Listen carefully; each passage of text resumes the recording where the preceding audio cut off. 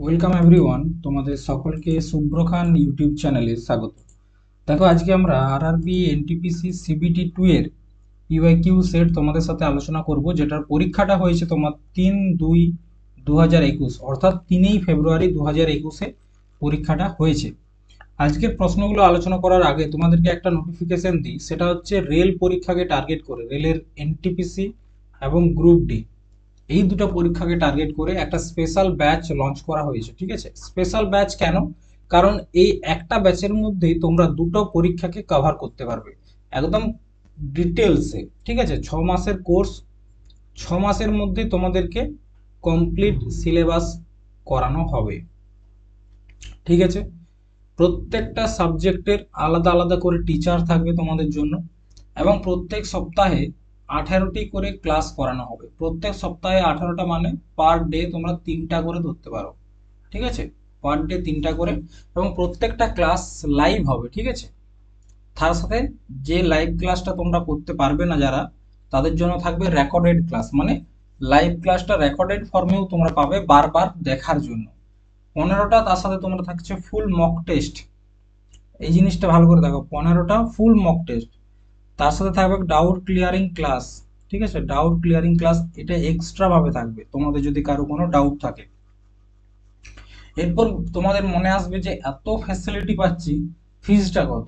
দেখো, ফিজ হচ্ছে তোমাদের 1500 টাকা, কিন্তু এই 1500 টাকা মান্থলি নয়। ঠিক আছে, এটা হচ্ছে ওয়ান টাইম পেমেন্ট। একবার পেমেন্ট করলেই তোমরা 6 মাসের জন্য ব্যাচটাকে পেয়ে যাচ্ছ, এবং ওই 6 মাসের মধ্যেই তোমাদেরকে সমস্ত সিলেবাস কভার করে দেওয়া হবে।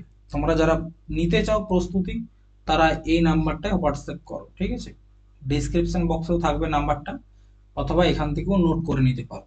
চলো, এরপর আমরা প্রশ্নের দিকে যাই। প্রথম যে প্রশ্নটা আজকে রয়েছে সেটা হচ্ছে আর্লি হিস্ট্রি অফ ইন্ডিয়া এর লেখক কে? আর্লি হিস্ট্রি অফ ইন্ডিয়া এটা একটা বই। এই বইটার লেখকটা কে?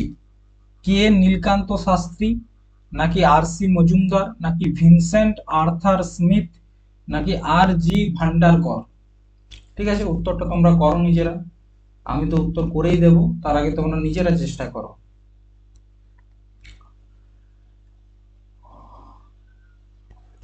তো দেখো, আর্লি হিস্ট্রি অফ ইন্ডিয়া এই বইটার লেখক হচ্ছে Vincent Arthur Smith. Vincent Arthur Smith. ঠিক আছে, দেখো এখানে আর সি মজুমদার এই নামটা খুব গুরুত্বপূর্ণ। একজন ভারতীয় ঐতিহাসিক, এবং তার লেখা একটা খুব বিখ্যাত বই দ্য বেদিক এজ।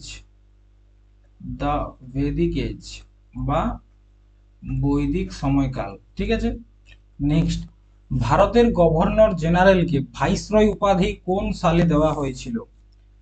ঠিক আছে, কাকে? গভর্নর জেনারেলকে, এটা মনে রাখবে। গভর্নর জেনারেলকে ভাইসরয় উপাধি কবে দেওয়া হয়? 1876 সালে, 1857 সালে, 1905, নাকি 1858? তো দেখো, গভর্নর জেনারেলকে ভাইসরয় করা হয় 1858 সালে। ঠিক আছে, কখন? সিপাহী বিদ্রোহের পর।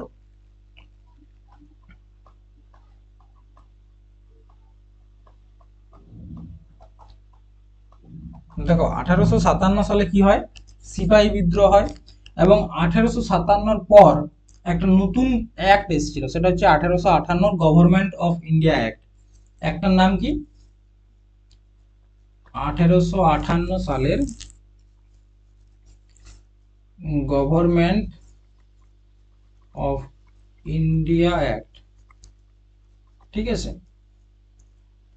এই অ্যাক্টের মাধ্যমে ইস্ট ইন্ডিয়া কোম্পানি সমাপ্ত হয়ে সমস্ত পাওয়ার কাজ কাজকে চলে যায় ক্রাউনের কাছকে, মানে মহারানীর কাছকে সমস্ত পাওয়ার চলে যায়। ইস্ট ইন্ডিয়া কোম্পানির কাছ থেকে ক্রাউনের কাছে চলে যায়, এবং এখানেই যে ভারতের গভর্নর জেনারেল ছিল, গভর্নর জেনারেল অফ ইন্ডিয়া, এই পদটা বাদ দিয়ে কি হয়? ভাইসরয় অফ ইন্ডিয়া করা হয়। ঠিক আছে, আচ্ছা, এই যে অ্যাক্ট, এখানে আরো একটা জিনিস এসেছিল মনে রাখবে, এলাহাবাদ ম্যানিফেস্টো।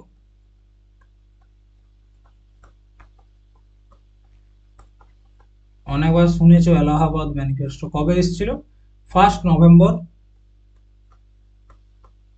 1858। এলাহাবাদ ম্যানিফেস্টোটা কি? এখানে বলা হয়েছিল যে মহারানী ভারতীয়দের জন্য কি কি করবে, ঠিক আছে, বোঝা গেছে? তো 1858 গভর্নমেন্ট অফ ইন্ডিয়া অ্যাক্টে গভর্নর জেনারেল অফ ইন্ডিয়ার পদটা পরিবর্তন করে ভাইসরয় হয়। দেখো কিরকম ভাবে প্রথমে ছিল বেঙ্গলের গভর্নর, ঠিক আছে, তারপর হয় বেঙ্গলের গভর্নর জেনারেল, পদটা কিরকম ভাবে পরিবর্তন হয়, বেঙ্গলের গভর্নর।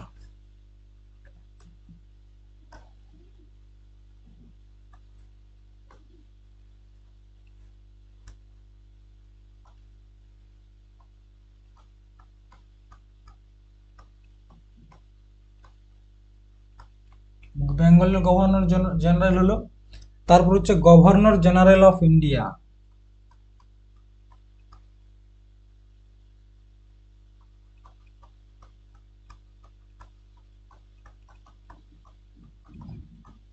তারপর সেটা ভাইসরয়। এই হিসাবে পদগুলোর নাম পরিবর্তন হয়। তো যদি বলা হয় বেঙ্গলের প্রথম গভর্নর কে ছিল, ফার্স্ট গভর্নর, তাহলে বেঙ্গলের প্রথম গভর্নর ছিল রবার্ট ক্লাইভ, রবার্ট ক্লাইভ। আর যদি বলা হয় লাস্ট কে ছিল, ঠিক আছে, বেঙ্গলের লাস্ট গভর্নর জেনারেল ছিল ওয়ারেন হেস্টিংস, ওয়ারেন হেস্টিংস। এরপর দেখো বেঙ্গলের গভর্নর জেনারেল প্রথম কে ছিল, বেঙ্গলের প্রথম গভর্নর জেনারেল কে ছিল, ওয়ারেন হেস্টিংস।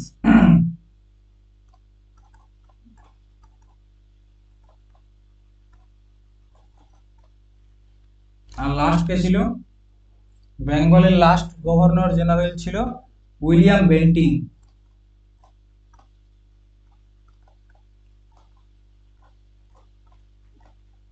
ঠিক আছে, দেখো উইলিয়াম বেন্টিং বেঙ্গলের গভর্নর জেনারেল হিসাবে লাস্ট ছিলেন, তাহলে মনে রাখবে গভর্নর জেনারেল অফ ইন্ডিয়া প্রথম কে ছিল, উইলিয়াম বেন্টিং।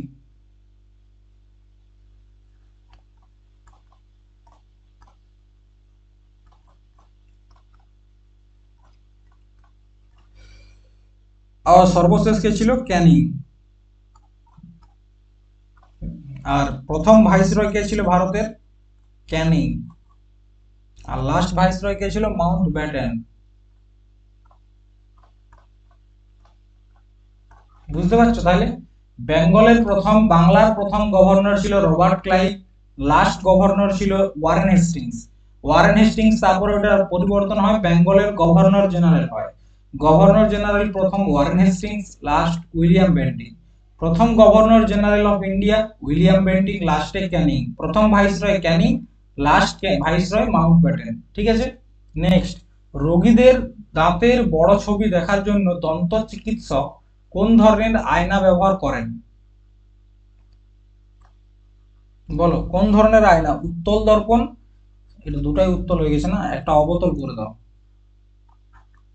এটা করে দাও অবতল। একটা হচ্ছে উত্তল দর্পণ, একটা অবতল দর্পণ, একটা গোলাকার দর্পণ, নাকি গোলাকার ও অবতল দর্পণ?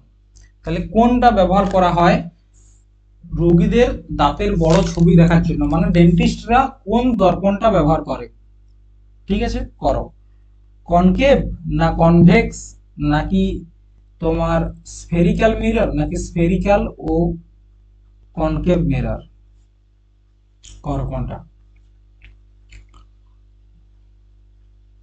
তো ডেন্টিস্টরা দাঁতের যে ছবি সেটা বড় করে দেখার জন্য যেটা ব্যবহার করে সেটা হচ্ছে অবতল দর্পণ বা কনকেভ মিরর। কি নাম?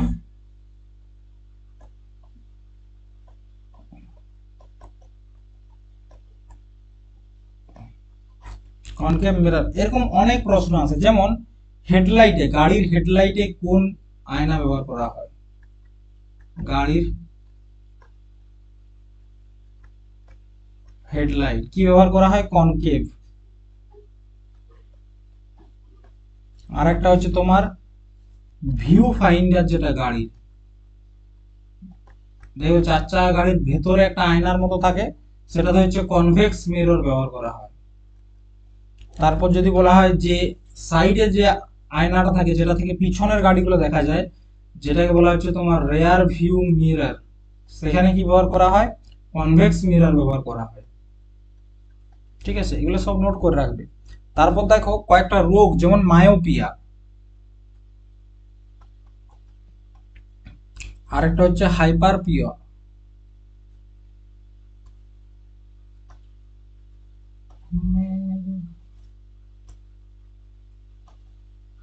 আরেকটা কি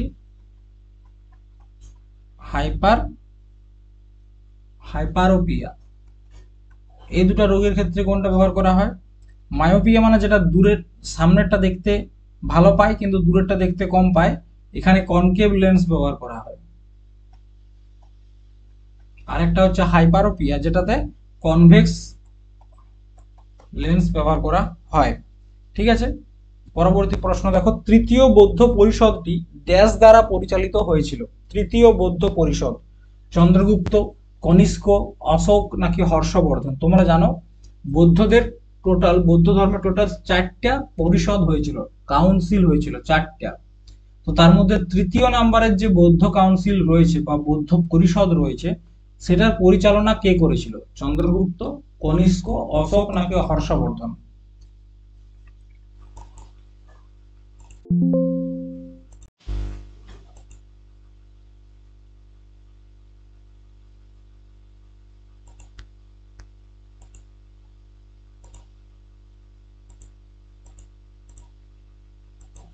তো দেখো উত্তরটা হচ্ছে সম্রাট অশোক।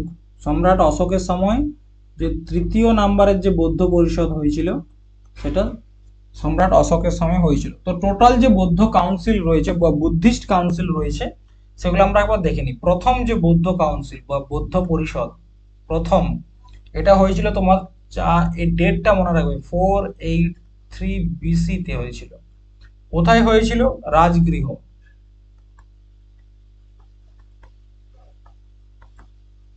রাজগৃহটা কোথায়? বিহারে। ঠিক আছে, এখানে পরিচালনা করেছিল কে? আজাদ শত্রু।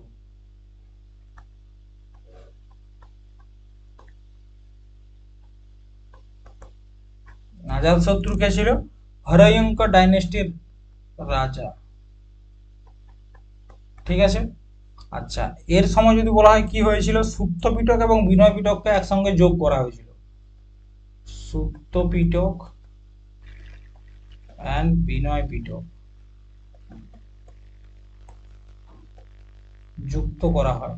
ঠিক আছে, তারপর হচ্ছে সেকেন্ড বুদ্ধিস্ট কাউন্সিল, এইটা 483, তো ইয়ার থেকে 100 বছর পর 383 BC-তে, 383 BC-তে এটা হয়েছিল তোমার বৈশালীতে। কোথায় হয়েছিল? বৈশালী। ঠিক আছে, এখানে তোমার রাজা ছিল কি? কালাসুক। কোন বংশের ছিল? শিশুনাগ। ঠিক আছে, এখানে সেরকম কিছু হয়নি, পরীক্ষায় আসে না সেরকম। 3 নাম্বারটা হয়েছিল তোমার 250 BC-তে। কোথায় হয়েছিল? পাটলিপুত্রা।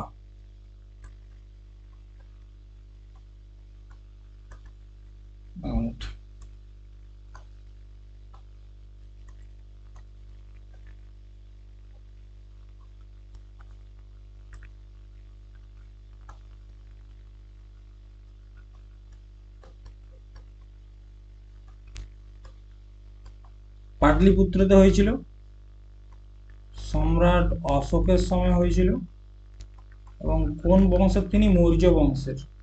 ঠিক আছে, এই সময় কি হয়েছিল? অভিধম্ম পিটকটাকে লেখা হয়েছিল।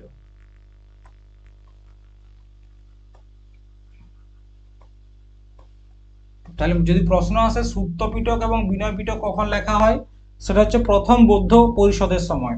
আর 3 নাম্বার বৌদ্ধ পরিষদে অভিধম্ম পিটক, বৌদ্ধদের যে ত্রিপিটক রয়েছে, বৌদ্ধদের কি রয়েছে? ত্রিপিটক।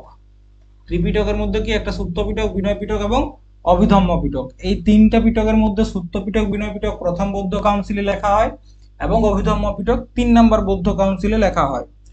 4 নম্বর যে বৌদ্ধ কাউন্সিল এবং সর্বশেষ যে বৌদ্ধ কাউন্সিল সেটা হয়েছিল 98 এডিতে।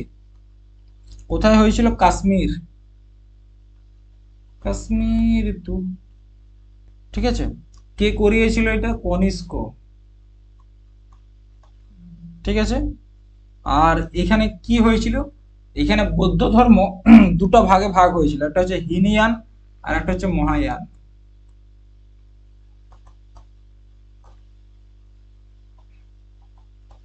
এখানে বৌদ্ধ ধর্ম দুভাগে ভাগ হয়, একটা হচ্ছে হিনয়ান, একটা হচ্ছে মহায়ান।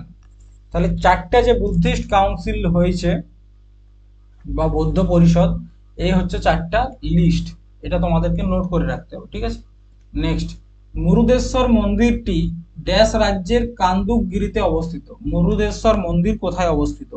তামিলনাড়ু, উড়িষ্যা, কেরালা নাকি কর্ণাটক? মুরুদেশ্বর মন্দির এটা অবস্থিত হচ্ছে তোমার কর্ণাটকে। কোথায়? কর্ণাটক।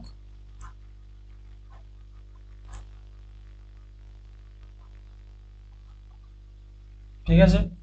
দেখো, কিছু গুরুত্বপূর্ণ মন্দির রয়েছে, সেটা কোথায় কোথায় অবস্থিত একটু আমাদেরকে জেনে রাখা দরকার। একটা হচ্ছে পদ্মনাভস্বামী টেম্পল, এটা ত্রিবেন্দ্রমে অবস্থিত। রামনাথ স্বামী রামেশ্বরমে অবস্থিত। এগুলো সব সাউথ ইন্ডিয়ার মন্দির, ঠিক আছে। এই সাউথ ইন্ডিয়ার মন্দির থেকে বেশি প্রশ্ন আসে এবং এখানে মন্দিরগুলা বেশিরভাগ দ্রাবিড় শৈলীতে তৈরি, কারণ সাউথ ইন্ডিয়াকে দ্রাবিড় ভারতও বলা হয়, ঠিক আছে। এরপর হচ্ছে রঙ্গনাথ স্বামী টেম্পল ত্রিচিতে অবস্থিত। ভেঙ্কটেশ্বর টেম্পল তিরুপতি। চেন্নাকেশব টেম্পল বেলুরে অবস্থিত। অরুণাচলেশ্বর টেম্পল তিরুবন্নমালায়। বৃহদেশ্বর মন্দির মন্দির এটা খুব গুরুত্বপূর্ণ, বৃহদেশ্বর কোথায়? তাঞ্জাবুরে অবস্থিত। মীনাক্ষী মন্দির মাদুরাই। মীনাক্ষী মন্দির বিখ্যাত মাদুরাই। গুরুবায়ুর মন্দির Guruvayur. Kailasanathar temple Kanchipuram. Ekambareswarar temple Kanchipuram. Sarangapani temple Kumbakonam. Vadakkunnathan temple Thrissur. Annapoorneshwari temple Horanadu, এটা খুব গুরুত্বপূর্ণ। Annapoorneshwari temple Horanadu. Shore temple Mahabalipuram. Shore temple. Sivagiri temple Varkala. Mahabaleshwar temple Gokarna. Partha Sarathy temple অর্ণমূলা।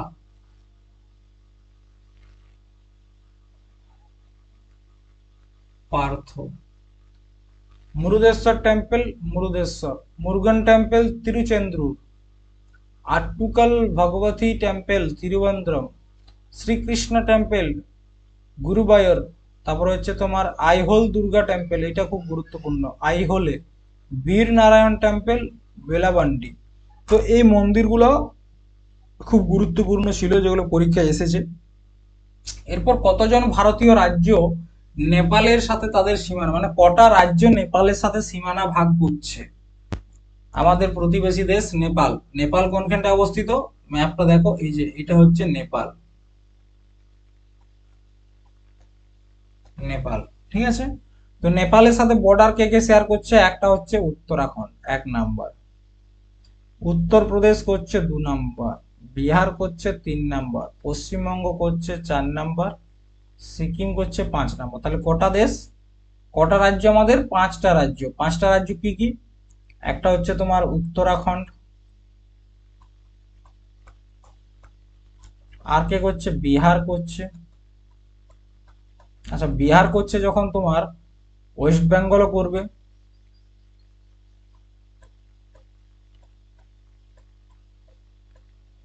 আর সিকিম করছে।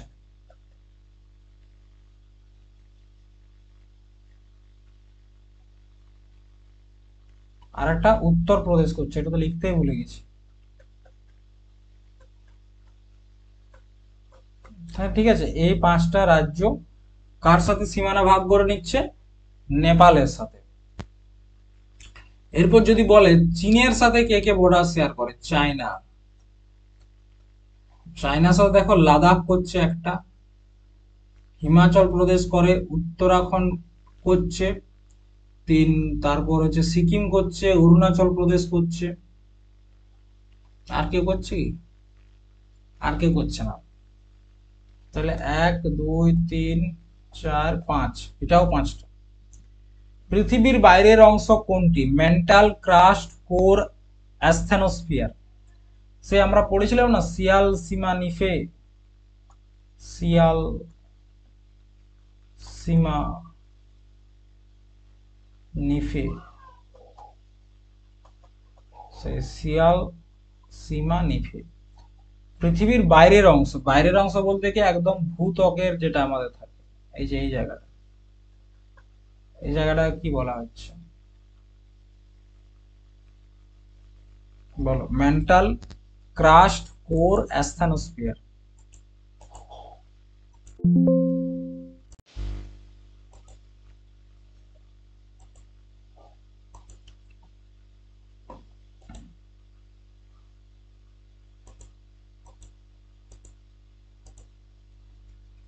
দেখো এইটা হচ্ছে আমাদের পৃথিবী,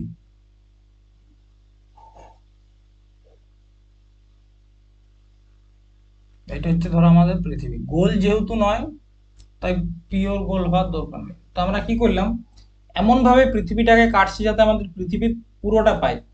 দেখো যদি এটাকে আমরা একটা তরমুজের মতো করে কেটে নিই, তাহলে পৃথিবীর উপরের অংশ পাচ্ছি, মাঝের অংশ পাচ্ছি এবং একদম মাঝের অংশটাও পাচ্ছি। তো ঠিক সেটাকে এরকম ভাবে দেখানো হয়েছে। তো এই যে ভাগটা রয়েছে, এটাকে 3টা ভাগে ভাগ করা যায়। প্রথমে যে এরিয়াটা রয়েছে ধরো এই পর্যন্ত,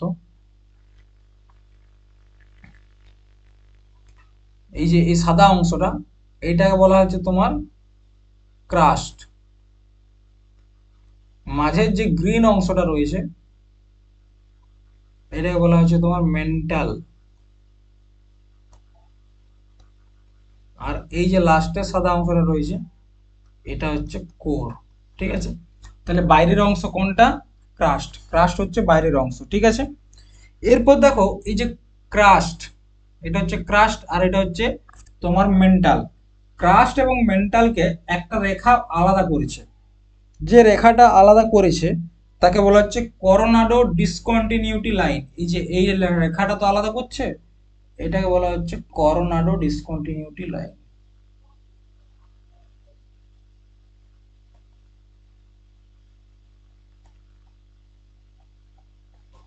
দেখো এটা হচ্ছে করোনাডো ডিসকন্টিনিউটি লাইন। ঠিক একইভাবে তোমার মেন্টাল এবং কোর, এই দুটাকে একটা রেখা আলাদা করেছে, এটা হচ্ছে মেন্টাল, এটা হচ্ছে কোর। মেন্টাল এবং কোরকে যে এই রেখাটা আলাদা করেছে, এটাকে বলা হচ্ছে গুটেনবার্গ লাইন।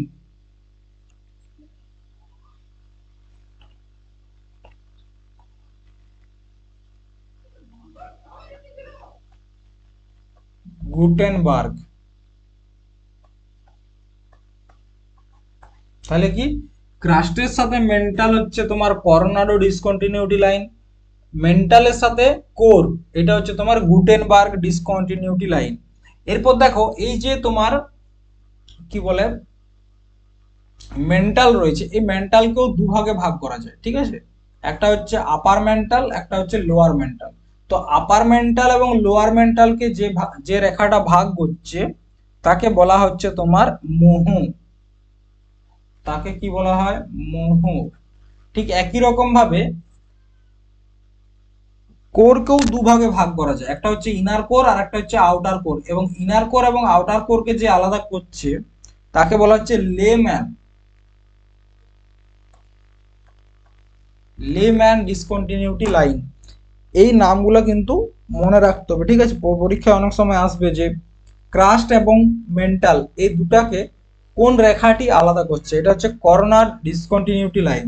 ঠিক একইভাবে মেন্টাল এবং কোরকে কে আলাদা করছে, সেটা হচ্ছে গুটেনবার্গ।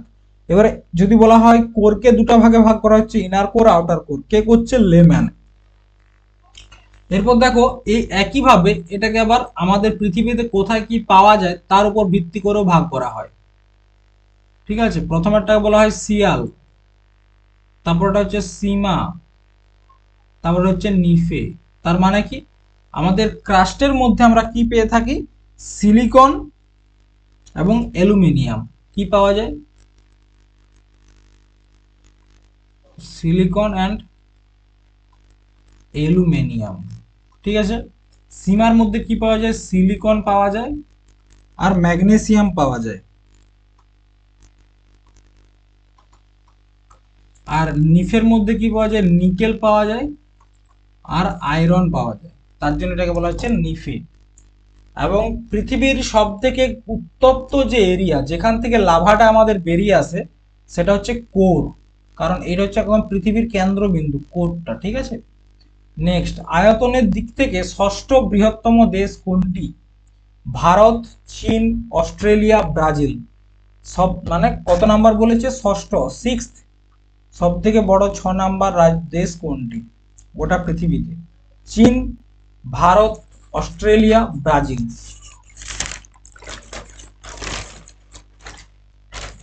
তো দেখো 6 নাম্বারে রয়েছে তোমার অস্ট্রেলিয়া। 6 নাম্বারে রয়েছে অস্ট্রেলিয়া। প্রথম রয়েছে সেটা হচ্ছে রাশিয়া। এরিয়া ওয়াইজ সব থেকে বড়, আয়তনের দিকে সব থেকে বড় হচ্ছে রাশিয়া।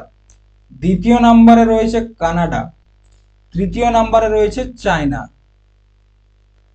4 নাম্বারে কে রয়েছে? 4 নাম্বার হচ্ছে আমেরিকা। 4 নাম্বার হচ্ছে, এই সরি, ওইটা তো নয়। 4 নাম্বার হচ্ছে আমেরিকা। ওইটাও আমেরিকারই অংশ, হ্যাঁ, এই দুটো আমেরিকার অংশ। 4 নাম্বারে আমেরিকা। 5 নাম্বারে রয়েছে ব্রাজিল, এটা হচ্ছে 5 নাম্বার। 6 নাম্বারে কে রয়েছে? অস্ট্রেলিয়া। 7 নাম্বারে কে রয়েছে? ভারত। 8 নাম্বারে কে রয়েছে? আদরকানি। ভারত পেয়ে গেছি মানে 7 নাম্বার। তাহলে 1 নাম্বারে কে রয়েছে? রাশিয়া। 2 নাম্বারে হচ্ছে কানাডা। 3 নাম্বারে হচ্ছে তোমার চায়না। 4 নাম্বারে হচ্ছে তোমার আমেরিকা। 5 নাম্বারে হচ্ছে ব্রাজিল। 6 নাম্বারে হচ্ছে তোমার অস্ট্রেলিয়া। 7 নাম্বারে হচ্ছে ইন্ডিয়া। আচ্ছা, যদি বলা হয় রাশিয়ার যে টোটাল এরিয়া সেটা কত? রাশিয়ার টোটাল এরিয়া হচ্ছে, দেখো, 17,098,246 স্কয়ার কিলোমিটার, মানে 1,10,100,000 অযুত লক্ষ নিযুত কোটি। 1,10,100,000 অযুত লক্ষ নিযুত কোটি, 1,70,98,246 স্কয়ার কিলোমিটার। কানাডার কত? কানাডার হচ্ছে তোমার 99,99,8,4,6,7,0, 1,10,100,000 অযুত লক্ষ নিযুত, 99,84,000 কানাডা। 3 নাম্বারে রয়েছে চায়না। চায়নার এরিয়াটা একবার দেখে নাও, সেটা হচ্ছে তোমার 9,7,06,961। এইগুলো এত মনে রাখার দরকার নেই। ভারতের যে এরিয়া সেটা মনে রাখতে হবে, সেটা হচ্ছে 32,87,267। 32,87, দাঁড়াও,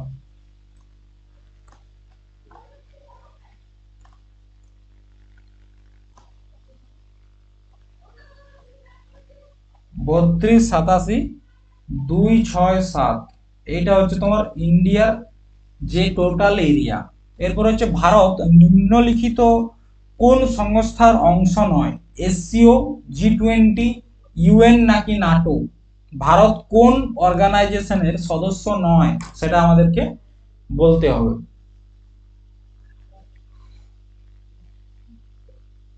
তো দেখো উত্তর তোমরা করো, আমি তো একটু পরেই বলে দিচ্ছি। ভারত সদস্য নয় হচ্ছে তোমার NATO, north Atlantic treaty organization. NATO কিন্তু সদস্য ভারত নয়।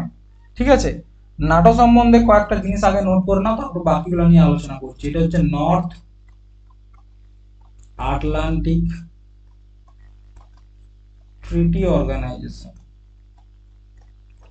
ঠিক আছে, এটা স্থাপিত হয়েছে তোমার 4th এপ্রিল 1949-এ। এটার হেডকোয়ার্টার হচ্ছে ব্রুসেলস, বেলজিয়াম। আর এটার বর্তমানে মেম্বার হচ্ছে 32টা দেশ, তার মধ্যে লেটেস্ট হচ্ছে সুইডেন। দেখো, নাটো হচ্ছে কি একটা আর্মিদের সংগঠন। বিভিন্ন দেশ কি করেছে, নিজেদের মধ্যে একটা অর্গানাইজেশন তৈরি করেছে, ঠিক আছে, যে আমাদের সাথে যদি ধরো একটা দেশ এ, একটা দেশ বি, একটা C, D, E, F, G, H, I, তার মধ্যে এ এবং বি সব থেকে বড় শক্তিশালী, তখন এ ঠিক করলো যে আমি এমন একটা অর্গানাইজেশন তৈরি করব যেখানে সমস্ত ছোট ছোট দেশগুলোকে আমার ভেতরে নিয়ে নেবো, ঠিক আছে, আমার সাথে করে নেব। এবং যদি কোনো একটা দেশের উপর এই বি বা অন্য কোনো দেশ অ্যাটাক করে, তো আমরা মনে করব যে আমাদের সকলের উপর অ্যাটাক করা হয়েছে। ঠিক এরকমই একটা অর্গানাইজেশন তৈরি করেছে আমেরিকা। এই অর্গানাইজেশনটা তৈরি করেছিল আমেরিকা, ঠিক আছে, north Atlantic treaty organization, NATO. এবং এটার মূল যে উদ্দেশ্য সেটা হচ্ছে একে অপরকে রক্ষা করা। মানে কি, আমেরিকা চাইছে যদি আমাদের এই 32টা দেশের মধ্যে কোনো একটা দেশের উপর কেউ অ্যাটাক করে, অন্য কোনো দেশ, তাহলে সেটা আমরা ধরে নেবো যে আমাদের 32টা দেশের উপরেই অ্যাটাক হয়েছে, তাহলে একটা শক্তিশালী দল তৈরি হচ্ছে। যেমন রাশিয়া যখন ইউক্রেনের উপর যুদ্ধ হয়েছিল, ইউক্রেন যেহেতু নাটোর সদস্য নয়, তাই কিন্তু আমেরিকা এরা যুদ্ধে সরাসরি অংশগ্রহণ করেনি, কিন্তু যদি ইউক্রেন নাটোর সদস্য হয়ে যেত তাহলে কিন্তু তারা পার্টিসিপেট করত। দেখো, ইউক্রেনের সাথে রাশিয়ার যুদ্ধ হওয়ার মেন উদ্দেশ্য হচ্ছে, দেখো এখানে হচ্ছে রাশিয়া আর এই জায়গাটা হচ্ছে ইউক্রেন, এরপর হচ্ছে নাটো সদস্য মানে কি আমেরিকার সাথে হাত মেলানো।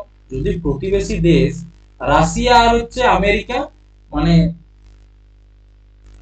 কাটায় কাটায় এদের মধ্যে সবসময় যুদ্ধ চলছে, মানে একটা শীত যুদ্ধ বলে যেটাকে, চলছে। তো এরপর যদি আমেরিকা রাশিয়ার একদম প্রতিবেশীর কাছে ঘরে ঢুকে যায়, তাহলে তার মানে কি রাশিয়ার একটা চিন্তার বিষয়।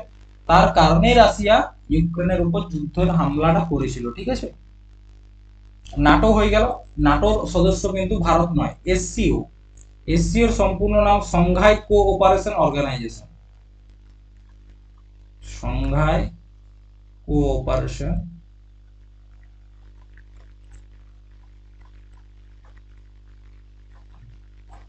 অর্গানাইজেশন, ঠিক আছে।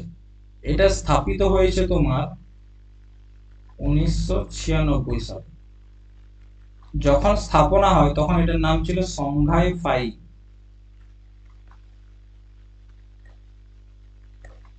সংঘাই ফাইভ, ঠিক আছে।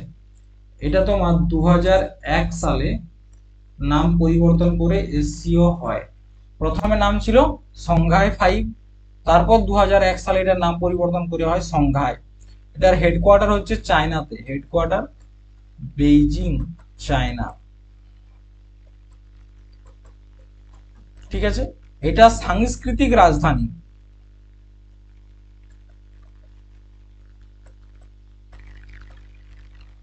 ঠিক আছে। এসসিওর সাংস্কৃতিক রাজধানী হচ্ছে বারাণসী। আর বর্তমানে সদস্য সংখ্যা হচ্ছে 9টা। এরপর হচ্ছে ইউএন। ইউএন মানে হচ্ছে ইউনাইটেড নেশন অর্গানাইজেশন, তোমরা জানো বিশ্ব শান্তির জন্য স্থাপনা করা হয়। এই ইউনাইটেড নেশনের আগে একটা অর্গানাইজেশন ছিল যা লিগ অফ নেশন, কি নাম ছিল, দ্য লিগ অফ নেশন, ঠিক আছে। তো এই দ্য লিগ অফ নেশনের ফেলিউরের পর, যখন এই অর্গানাইজেশনটা ফেল হয়ে যায়, তারপর ইউনাইটেড নেশন স্থাপনা করা হয়। ইউনাইটেড নেশন স্থাপিত হয়েছিল তোমার 24শে অক্টোবর 1945 সালে, ঠিক আছে। এটার হেডকোয়ার্টার নিউ ইয়র্কে, বোঝা গেছে। পরবর্তী প্রশ্ন, লোকসভার প্রথম সাধারণ নির্বাচন কত সালে হয়েছিল? 1957, 58, 53, 54, 51, 52, 49, 50। সকলে জানো 1951, 52। এবং এখানে পিএম হয়েছিল কে? জওহরলাল নেহেরু,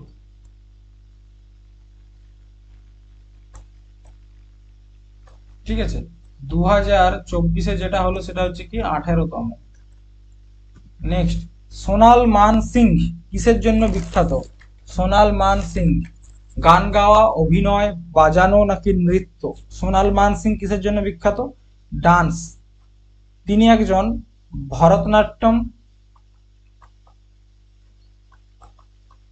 প্লাস ওডিসি ডান্সার, ঠিক আছে, এবং প্রথম মহিলা ভারতনাট্যম ডান্সার যিনি কিনা পদ্মবিভূষণ পুরস্কার পেয়েছেন, এটাও গুরুত্বপূর্ণ। তো আগের দিন আমরা ভরতনাট্যম নিয়ে কয়েকটা জিনিস দেখেছি, আজকে আমরা ওডিসি ডান্স নিয়ে কয়েকটা জিনিস দেখব। ওডিসি ডান্স, ওডিসি ডান্স দেখো, এটা প্রধানত কোথাকার ডান্স? উড়িষ্যার ডান্স, ঠিক আছে। এই ওডিসি ডান্সের প্রথম যে প্রমাণ, ফার্স্ট প্রমাণ কোথায় পাইছিলাম? উদয়গিরির গুহা,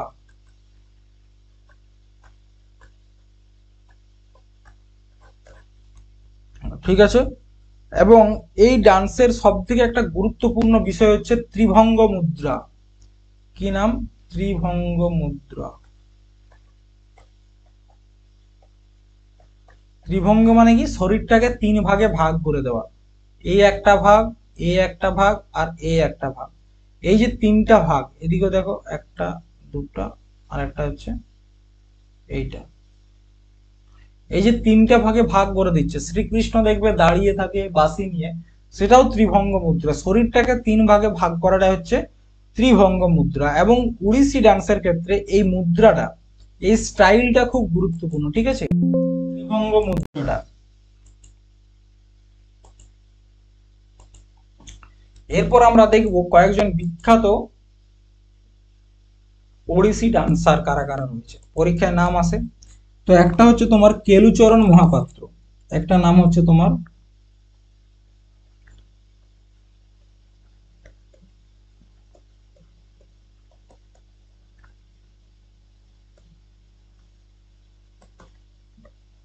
আরেকটা নাম হচ্ছে তোমার সংযুক্তা পানিগ্রহী,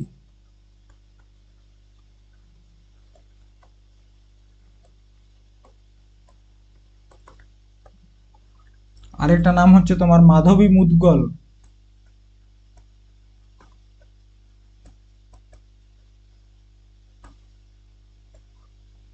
তারপর হচ্ছে চার্লস ফেব্রি,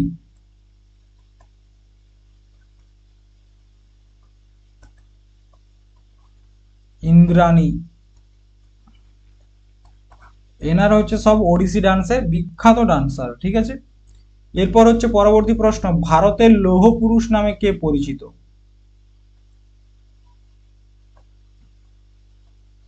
সর্দার বল্লভভাই প্যাটেল, জওহরলাল নেহেরু, সুভাষচন্দ্র বসু, নরেন্দ্র মোদী।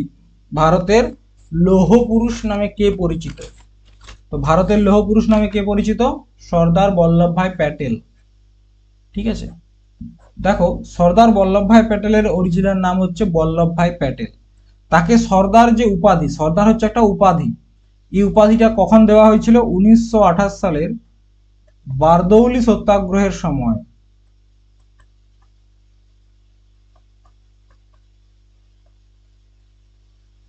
বারদৌলি সত্যাগ্রহের সময় সর্দার উপাধি দেওয়া হয়, এবং ভারতের লৌহ পুরুষ বা আয়রন ম্যান বলা হয় সর্দার বল্লভভাই প্যাটেলকে। তো আজকের প্রশ্নগুলো ছিল এগুলোই, কারণ আমাদের আরো প্রশ্ন ছিল কিন্তু সেগুলো আমরা আগে অনেকবার করেছি, তাই রিপিট করলাম না, ঠিক আছে। তো এরপর দেখো, আরেকবার তোমাদেরকে ব্যাচটা সম্বন্ধে বলে দিই, অনেকে হয়তো প্রথমবারে স্কিপ করে গেছে। সেটা হচ্ছে কি, রেল পরীক্ষাকে টার্গেট করে একটা স্পেশাল ব্যাচ তোমাদের জন্য লঞ্চ করা হয়েছে। রেল পরীক্ষাকে, শুধুমাত্র রেল পরীক্ষাকে টার্গেট করে এনটিপিসি এবং গ্রুপ ডি, এই দুটো পরীক্ষার ফর্ম ফিল আপ তোমরা আশা করি সকলেই করেছো, এবং এই দুটো পরীক্ষাকে টার্গেট করেই ব্যাচটা লঞ্চ করা হয়েছে। এখানে 6 মাসের কোর্স, বেশি দিন না, 6 মাসের মধ্যে তোমাদেরকে, দেখো, উইথিন তোমাদেরকে 5 মাসের মধ্যে সিলেবাস কমপ্লিট করানো হবে, কিন্তু 6 মাস তবু টাইম নেওয়া হয়েছে রিভিশন টিভিশনের জন্য, ঠিক আছে। 6 মাসের মধ্যে করানো হবে, এমন নয় যে একজন টিচারই পড়াবে, প্রত্যেকটা বিষয়ের এক্সপার্ট টিচার তোমাদের থাকবে, সম্পূর্ণ প্রিপারেশন। শুধুমাত্র যে কোয়েশ্চেন অ্যান্সার করে দিল তা কিন্তু না, একদম ডিটেলসে পড়ানো হবে, ঠিক আছে। প্রত্যেকটা ক্লাস লাইভ এবং রেকর্ডেড ফর্মে থাকবে। প্রত্যেক সপ্তাহে 18টা করে ক্লাস করানো হবে, তার মানে প্রত্যেক দিন তোমাদের 3টা করে ক্লাস হবে, 3টায় লাইভ ক্লাস প্লাস রেকর্ডেড, এবং তার সাথে পিডিএফ, ইবুক, স্টাডি মেটেরিয়াল এগুলো তো থাকছেই। বিশেষ আকর্ষণ যেটা তোমাদের এখানে রয়েছে সেটা হচ্ছে 15টা ফুল মক টেস্ট, এবং তার সাথে doubt clearing class, full mock test, এবং প্রত্যেক দিন যে টপিক ওয়াইজ মক টেস্ট সেটা তো তোমাদের থাকবেই। টপিক ওয়াইজ মক তোমরা পাবে, সাথে 15টা ফুল মক টেস্ট এবং ডাউট ক্লিয়ারের জন্য আলাদা করে ক্লাস, সব কিছু পাবে। একটা চাকরির পরীক্ষা পেতে গেলে তোমাদের যেরকম ভাবে প্রস্তুতি নেওয়া উচিত সমস্ত কিছু দেওয়া হবে, ঠিক আছে। দেখো ব্যাচটার ফিজ কত, তোমাদের এখানে একটা বড় মানে কোশ্চেন থাকে, ব্যাচের ফিজ কত। এটা হচ্ছে 1500 টাকা। কত টাকা? 1500 টাকা। দেখো এই 1500 টাকাটা হচ্ছে ওয়ান টাইম পেমেন্ট, একবার পেমেন্ট করবে, তোমাদেরকে কমপ্লিট ব্যাচ পড়ানো হবে। 6 মাসে 1500 টাকা, প্রায় প্রত্যেক মাসে 200-250 টাকার মতো করে পড়ছে, ঠিক আছে। 250 টাকার মতো করে পড়ছে, তো প্রত্যেক মাসে কিন্তু তোমাদের পেমেন্ট করতে হবে না, একবারেই 1500 টাকা পেমেন্ট করতে হবে, তাহলে তোমরা ব্যাচে এনরোল করতে পারবে। তো যারা ইচ্ছুক তারা এই নাম্বারটায় যোগাযোগ করো এবং অবশ্যই ব্যাচটাকে পারচেজ করে নাও, কারণ পরীক্ষার জন্য এটা খুব উপকারী হতে চলেছে এই ব্যাচটা তোমাদের, ঠিক আছে। চলো আজ এই পর্যন্তই, টাটা।